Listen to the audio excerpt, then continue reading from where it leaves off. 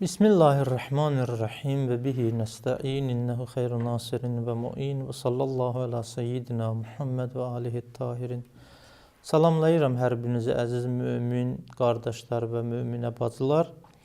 Biz keçən dərsimizdə əxlaqi fəzilətlərdən biri olan yerində normal, həddin aşmadan olunan zarafat barəsində danışdıq və zarafat etməyin nə kimi insan həyatında faydaları vardır, ona işarə etdik və bu mövzuda əziz Peyğəmbərimizdən, digər məsum imamlardan nəql olunmuş hədisləri siz dəyərli insanların nəzərinə çatdırdıq. Həqiqətən yerində olunan zarafat və təbəssümlü olmaq, həmişə gülər üz olmaq çox faydası var həm insanın özünə, həm də ətrafında olan möminlərə. Bunun müqabilində olan zarafat, yəni yerində olan zarafatın müqabilində olan yersiz zarafatlardır ki, əslən bəyan edilmir, həddini aşa və yaxud da elə formada zarafat oluna ki, tərəf bir nəfərinin şəxsiyyətini aşağı salına, onun hörmətsizliyinə səbəb ola. Bu formada olan zarafatlar artıq bəyan edilmir, əxlaqi fəzilətlərdən hesab olunmur, əksinə zərərləri vardır. Və bundan əlavə ki, bugünkü dərsimizin mövzusudur, başqalarını istehza etmək, başqalarını məsxərə etmək. Başqalarını istehza etmək mənası budur ki, hər hansı bir şəxsin kiçilməyinə və yaxud da onun başqalarının gözündə hörmətsiz olmağına səbəb olan bəzi rəftarları etmək və yaxud da bəzi sözləri demək. Bu olur istehza. Hətta əgər həmin şəxsin məsxərə eləmək onun vücudunda olan hər hansı bir nöqsanın və çatışmayan cəhətin vasitəsilə olsa da belə, bəziləri yaranışda naqis yaranıblar. Məsələn, misal ünvanında deyirəm, ola bilər Allah-Müteal bəzilərin hündürboy yaratsın, bəzilərini hündürboy olmasın, boyu biraz alçaq olsun və müxtəlif şeyləri istəmirəm bu sifətləri deməklə kimlərinsə narahatçılığına səbəb olam. Amma hər insan yaradılış baxımından və öz ixtiyarında olmadan bir formada yaranmışdır. Bəzi insanlarda bəzi nöqsanları var və nöqsan da olmağı özü səbəb olmayıb, ya ata-anası səbəb olub, ya əsl xilqətində bu çatışmayan cəhəti vardır. İndi bir insan onda olan çatışmayan cəhəti desin və yaxud işarə eləsin və bunun vasitəsilə başqalarını güldürsün, həqiqətdə bu rəftar həmin şəxsin kiçilməyinə səbəb olur, hörmətsizliyinə səbəb olur, təhqir olmasına səbəb olur. Bu da İslami əxlaqdan hesab olunmur və bunun böyük günah olmağına Quran ayələrində, hədislərdə işarə olunmuşdur. Bizim haqqımız yoxdur. Kiminsə çatışmayan cəhətinə xatir biz onu təhqir edək. Hətta mən bu qədər deyədim, əlbəttə bu mənim öz sözüm deyil, İslamdan öyrəndiyim sözlərdir. Bir nəfər elmli deyil, savadı yoxdur. İndi özü səhlənkarlıq edib, öyrənməyib, hətta şəriət məsələlərində belə səhlənkarlıq edib, özü bilər, özü Allahdan cavab verəcək, nə üçün vacibatını öyrənməyib, vacibatını bilmir. Biz onun o naqis xüsusiyyətinə xatir, hətta baxmayaraq ki, özü səbəb olub. Bizim haqqımız yoxdur onu təhqir edək.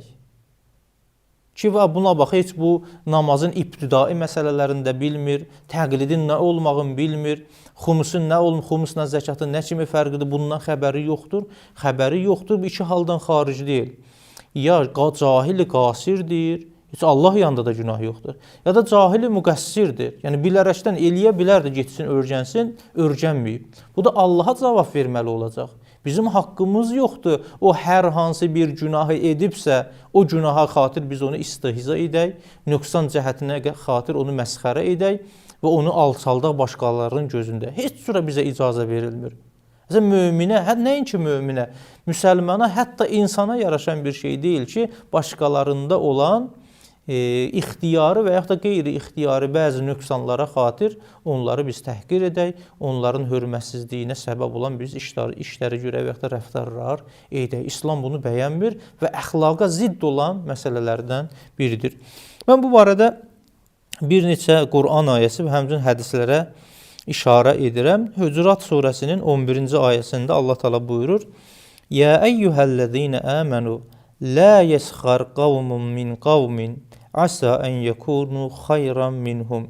Ey iman gətirənlər, sizlərdən bəzilərinizi məsxərə etməyin, istehza etməyin, onun şəxsiyyətini aşağı və onun hörmətsizlik olmağına səbəb olan bəzi işlər görməyin. Niyə? Əsa ən yəkunu xayran minhum. Sizin məsxərə etdiyiniz şəxs ola bilsin sizin nəzərinizdə nöqsanlıdır. Həmin şəxs ola bilsin məsxərə edənlərdən yaxşı olsun, xeyirli olsun, faydalı olsun. Allahın necə deyərlər, bəyənilmiş bəndələrindən olsun. Əlbəttə bu ayəni mütləq şəkildə buyurur. Həqiqətən də belədir. Hərdan məlum ki, o şəxslər ki, onun bəzi zahiri nöqsanlarına xatir biz onları istihza edirik, Allah göstərməsin, onun aqibəti xeyirli olsun. Mən ki, elə bilirdim, mən ona nisbətdə kamiləm, özümü ağıllı hesab edirdim, özümü savadlı hesab edirdim. Məlum deyil mənim aqibətim necə olacaq. Allah mütalib ki, heç kimin haqqı yoxdur. Məxsusən də xitab burada möminlərədir. Möminlərin haqqı yoxdur ki, başqalarının eləsinlər, məsxərə eləsinlər, istehza eləsinlər, onların şəxsiyyətinin aşağı düşməyinə, alçalmasına səbəb olan sözlər danışsınlar. Bu nümunə olaraq bir ayə edir. Əlbəttə bunun kənarında çoxlu ayələr var. Hicr surəsinin 11-ci ayəsində, Bəqərə surəsinin 231-ci ayəsində, həmçinin Müttəffifin surəsinin 29-da 31-ci ayələrində bu barədə Allah Mütəala işarə etmişdir ki, istehzanın məzəmməti barəsində olan bu ayələrdir. Ki, heç birimizin haqqımız yoxdur, başqalarında olan nöqsana xatir onları biz istehza edək. Amma bir hədisə işarə edim, Əziz Peyğəmbərimizdən nəql olunub, Cami-ü Səadət kitabında. Əziz Peyğəmbərimiz buyurur, Qalə Rasulullah sallallahu aleyhi və alihi və səlləm, İnnəl müstəhzi'inə bin-nas yuftahu li ahadihim babun minəl cənnə feyuqalu lehum halummə halummə feyeci'u bi kurbihi və gammihi feiza at'a uğliqa dunə thumma yuftahu lehu baban axar. Çox istehza edənlərin məzəmməti haqqında və onların aqibətlərinin çox acınacaqlı olmağı barəsində olan bir cümlə buyurur Əziz Peyğəmbərimiz. Buyururlar ki, bu dünyada insanları, başqalarını istehza eləyən insanlar qiyamət günündə onlar üçün cənnətdən bir qapı açılacaq və onlara deyiləcək ki, həlümmə, həlümmə, yaxınlaşın, daxil olun cənnətə. Onlar da çox narahat halında, qəmli, qüssəli halında yaxınlaşacaqlar ki, cənnətin qapısından daxil olursun, uğliqa dunə. Lakin qapı bağlanacaq. Bu dünyada başqalarını məsxərə edən, istehza edən insanlara aiddir. Bizim haqqımız yoxdur kimliyindən asılı olmayaraq. Hətta müsəlman da deyil, müsəlman olmasa da belə, bəli, onun küfründən, onun əməlindən biz bizar olmalıyıq, onun hidayəti üçün çalışmalıyıq. Lakin onu da belə bizim haqqımız yoxdur ki, təhqir eləyək, istehza eləyək. Peyğəmbərimiz belə insanlar, bu dünyada başqalarını istehza edib, deyib gülən insanlar qiyamət günündə vəziyyətləri belə olacaq. Cənnətin qapısı açılacaq, onlara deyiləcək ki, daxil olun, daxil olmaq istəyəndə qapı bağlanacaqlar. Sümmə yuftəhu lehu babun axar. Yenə bu iş davam eləyəcək, bir dəfə olmayacaq. Sonra başqa bir qapı açılacaq, onlara deyiləcək fəyuqalu lehum həlümmə, həlümmə, fəyyəci'u, yenə də bunlar çox qəmli, qüssəli, narahat halında, inanmırlar ki, cənnətə daxil olsunlar. Yaxınlaşıb cənnətə daxil olmaq istəyəndə yenə qapı bağlanacaq. Fəla yezalu kəzalıq. Bu ardıcıl olaraq onlar üçün davam olacaq. Hətta yuftəhu lehul bab, ta o vaxta qədər cənnətin qapısı açılacaq, onlara deyiləcək, daxil olun. Bunlar naümid olduqları üçün artıq qapıya yaxınlaşmayacaqlar. Artıq əmindirlər ki, yaxınlaşsaq da qapı bizim üzərimizə bağlanacaqdır. Bu çox önəmli bir hədisdir ki, insan gərək diqqət eləsin, öz sözü ilə, öz danışığı ilə, öz rəftarı ilə, öz əməli ilə elə işlər görməsin ki, başqalarının təhqir olmağına səbəb olsun, başqalarının hörməti, izzəti, şərafəti sual altına getsin. Çox önəmlidir, insan gərək buna diqqət eləsin. Bir hədisdə yenə Həzrət Əli əleyhissalamdan nəql olunub, qalə Əliyyün əleyhissalam, madihur rəculu bima leysə fihi mustəhziun bihi. Buna da diqqət edək. Bəzən biz həqiqətən başa düşmürük. Bəzilərini güya ki mədh edirik, tərif edirik. Lakin elə bir xüsusiyyətə xatir onu mədh səna edirik, tərif edirik ki, o xüsusiyyət onda yoxdur. Fərz edək ki, bir nəfər savadlı deyil, onu tərif edirik, deyirik ki, əhsən, nə qədər sən savadlı bir insansan. Gözəl əxlaqından xəbəri yoxdur, heç əxlaqı yoxdur. Əhsən, sən həqiqətən filan kəs çox əxlaqlıdır, gözəl əxlaq sahibidir. Öz ailəsi ilə normal rəftar etmir. Deyir ki, filan kəs öz ailəsi ilə, uşağı ilə çox gözəl rəftar edir. İmam Əli əleyhissalam bu məsələyə işarə edir. Deyir ki, o şəxsi ki, bir nəfəri mədh edir, tərif edir, onda olmayan xüsusiyyətlərə xatir, belə bir insan həqiqətdə onu istihza edir. Bu istihzanın bir nümunəsidir. Onun şəxsiyyətini daha da aşağı salır. Onda gözəl xüsusiyyət yoxdur, bir nöqsandır.